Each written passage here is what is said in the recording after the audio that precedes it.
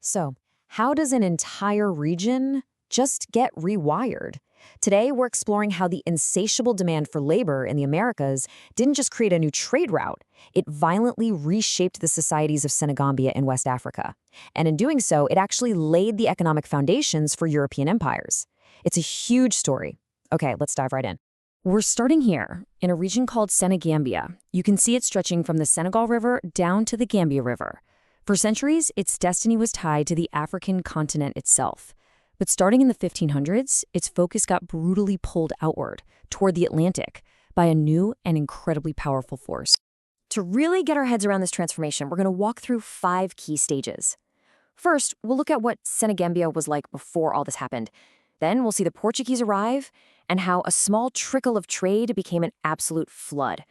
We'll look at the devastating violence this unleashed, and then, finally, we'll connect the dots to see how this brutal system became the very cornerstone of European power. All right, first things first, let's set the scene. What was life like in Senegambia before its history got all tangled up with Europe's colonial ambitions? Well, it was a region that was deeply connected to powerful inland states. Its whole economy, its political life, was oriented eastward. It was part of this huge, ancient network of trade that crisscrossed the Sahara for centuries, trading goods, culture, and ideas. But this entire internal focus started to shift, and shift dramatically, in the 15th century, and it all began with the arrival of the first Portuguese ships on the coast. At first, the Portuguese were interested in the kinds of things you'd expect: the region's gold, its ivory, its spices. But really quickly, the demand for one particular commodity started to overshadow everything else. And that was enslaved people. And let's really focus on that word, diversion. This wasn't some kind of gentle, organic shift in the market. No, this was a deliberate, forceful rerouting of an entire region's economic center of gravity, pulling it away from the continent's interior and aiming it squarely at the European ships waiting on the coast. So you have to ask, why the sudden shift? Well, the demand wasn't random. It was being fueled by a completely new economic engine firing up in the Americas, these massive plantations growing cash crops like sugar.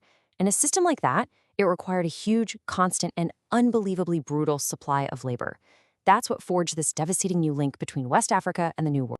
The profits from trading in human beings were so enormous that, the Portuguese just couldn't keep it to themselves for long. Other European powers wanted a piece of the action. And you can just see the rapid escalation here. After the Portuguese, the 17th century saw the Dutch show up, then the English, then the French. Every one of them set up their own foothold, and they competed fiercely, violently, for control over the trade in enslaved people.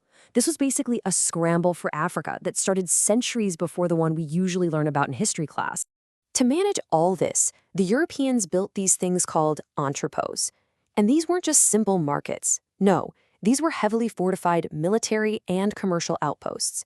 They were designed for one main purpose: to serve as depots, basically holding pens, for captured Africans before they were forced onto ships. These forts, they were instruments of power. They physically stamped a European presence right onto the coast, creating these spheres of influence. Each nation used them to try and lock down exclusive access to the interior and, of course, to the people who could be captured there. All of this intense European competition, well, it had catastrophic consequences for the people of Senegambia. It kicked off an era of violence that was just completely unprecedented. The scale here it's almost impossible to wrap your head around. But to give you some perspective, one historian, Walter Rodney, he estimated that just one small part of the region, the Southern Rivers, was losing at least 5,000 people a year to the trade. That's a constant, draining hemorrhage of human beings. This new reality created a whole new kind of political order. Power shifted away from the traditional leaders and towards a new class of militaristic rulers. They were known as the Sado. And these were warlord regimes whose power and wealth came directly from participating in the slave trade. And the connection is just so direct and undeniable.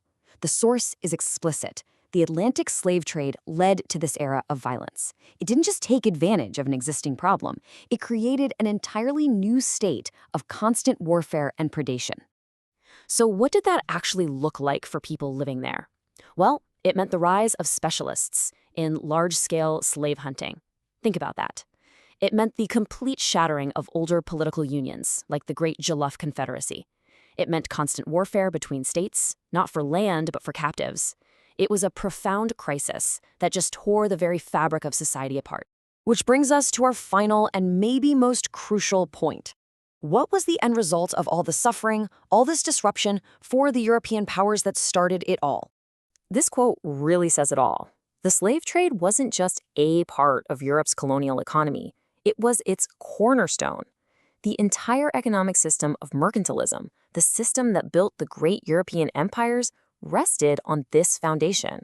And here's how it worked. The incredible wealth generated by enslaved labor, from people growing sugar, cotton, tobacco, it didn't stay in the Americas. It flowed back across the Atlantic to Europe. It provided these huge sums of capital that would finance Europe's own economic expansion and ultimately help kickstart the Industrial Revolution. And this leaves us with a really big question, doesn't it? When the very foundation of an economic system is built on the violent exploitation of millions, what does that mean for the world it creates? The profits were a cornerstone for one continent, but the cost was a profound crisis for another. And that is a legacy that we are all, frankly, still grappling with today.